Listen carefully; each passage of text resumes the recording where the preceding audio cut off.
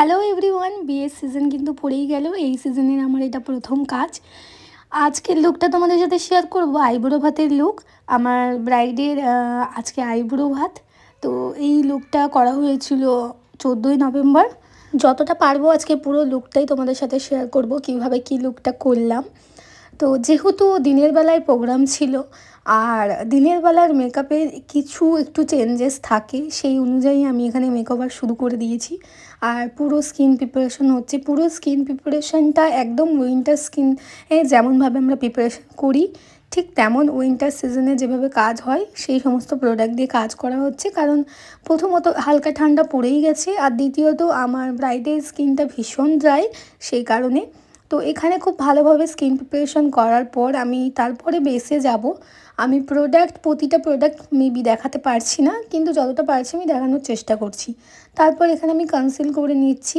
ওর যেখানে যেখানে কারেক্টিংয়ের দরকার সেখানে সেখানে আমি কারেক্টিং করে নিচ্ছি। সেটা আমি ক্রায়োন প্যালেট থেকে করেছি। তারপর আমি করব হালকা বেস। দেখো, দিনের বেলার মেকআপে মেন চেঞ্জেস হলো না, মেকআপে যেই লেয়ারটা হয় সেই লেয়ারটা। মেকআপের যে লেয়ারটা হবে সেটা একদম এমনভাবে হবে না, একদম হেভি হবে না একদমই পাতলা হবে, মানে একদমই হালকা হবে। তো সেরকম মিডিল ওয়াইজ আমাদের মেকআপের লেয়ারিংটা করতে হয়। তো এখানে আমি একটা বেস করে নিয়েছি, সেটা আমি ফরএভার 52 দিয়ে বেসটা করেছি। তারপরে এখানে আমি ফাউন্ডেশন অ্যাপ্লাই করছি। ফাউন্ডেশন মেবি আমি প্যাক ইউজ করেছি। তারপর সেটাকে আমি ব্লেন্ড করে নিচ্ছি। ব্লেন্ড করে নেওয়ার প্রসেস কিন্তু দেখতেই পাচ্ছ। দেখো আমি ব্লেন্ড করছি, জাস্ট ব্লেন্ডিংয়ে কতটা স্মুথ হয়ে যাচ্ছে। তো পুরোটাই কিন্তু টেকনিকের ওপর। তোমরা যদি খুব ভালোভাবে স্কিন প্রিপারেশন আর ভালো টেকনিক ইউজ করো, এইভাবেই তোমাদের মেকআপ স্মুথলি ব্লেন্ড হয়ে যাবে।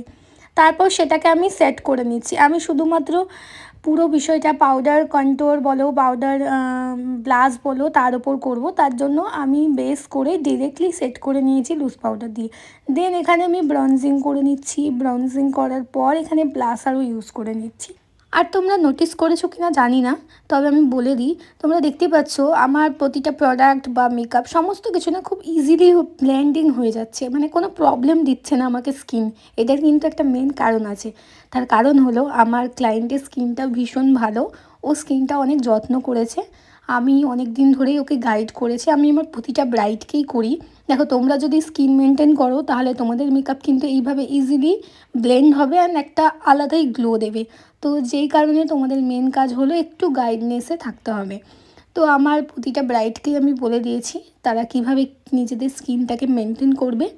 তো সেই কারণেই ওর মেকআপে আমাকে কোনো প্রবলেমও দিল না। আমার কাজটাও খুব ইজিলি হয়ে যাচ্ছে আর ওর মেকআপটাও ভীষণ গ্লো করবে, সেটা তোমরা দেখতেই পাবে।